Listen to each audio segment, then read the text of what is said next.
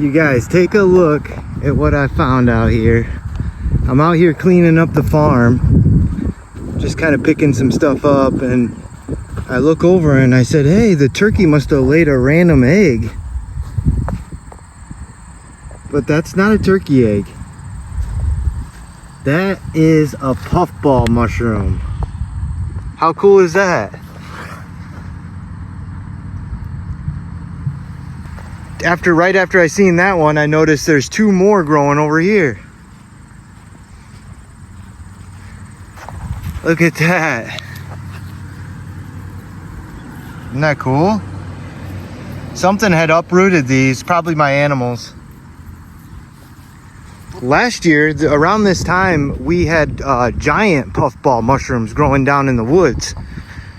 These are a little different. These are called pestle puffballs. They don't get quite as big.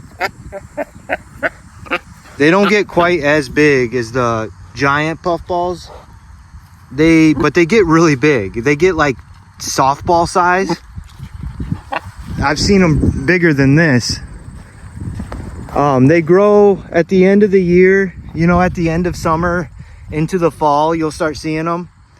A lot of times you want to look around for like disturbed dirt. Like this one right here, it's growing right in the middle of like a little chicken rut. My chickens and birds will go around and kind of make these little dusty bowls, and they'll give themselves dirt baths. And this one's growing right in the middle of it. And I read online that puffballs, they will sometimes grow in like disturbed areas, like alongside trails and stuff like that. So that's where you kind of want to look for them. But yeah, these are edible mushrooms. The rule with puffballs, just like my last video, they have to be pure white on the inside. And with pestle puffballs specifically, you're going to want to remove this outside layer. There's like a real thin skin on these, and you want to remove that skin. But yeah, you can see it's a pretty good sized mushroom. They are edible. They taste just like all the other puffballs, except you just want to remove this outside layer. But yeah, these are super cool. I wonder if there's any more kind of lingering around. There's 3 right up here in the yard. Charizard's checking this one out. I don't think I'm gonna eat these, especially with these 2 being uprooted. They're probably not as fresh as I'd want them to be. But let's just kind of poke around real quick to see if there's any other ones growing.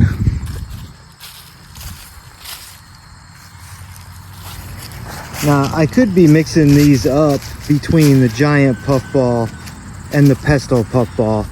But when I usually find them this size and they kind of have that pestle kind of shape to them, I've always just called them pestle puffballs. But these could be like a younger giant puffball.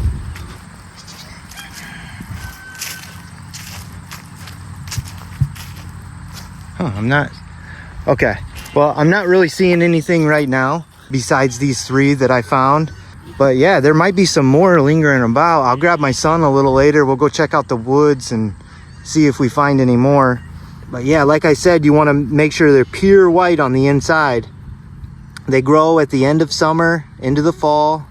They'll grow like right up. I mean, you can really find them anywhere. You can find them growing in the woods. You can find them growing right out in the middle of a field.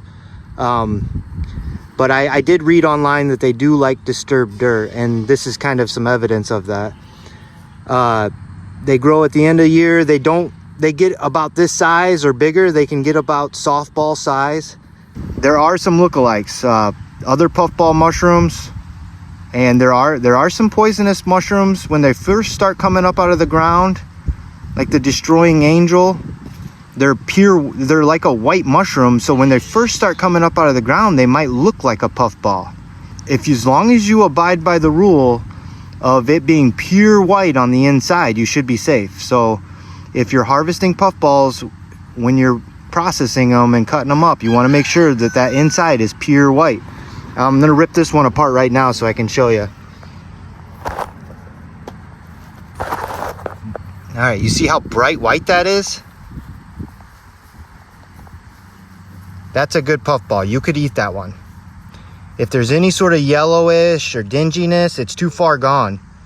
If there's any sort of gray in there, that might be like an undeveloped gill. You want to stay away from it. It might not even be a puffball. You want it to be pure white, just like a marshmallow.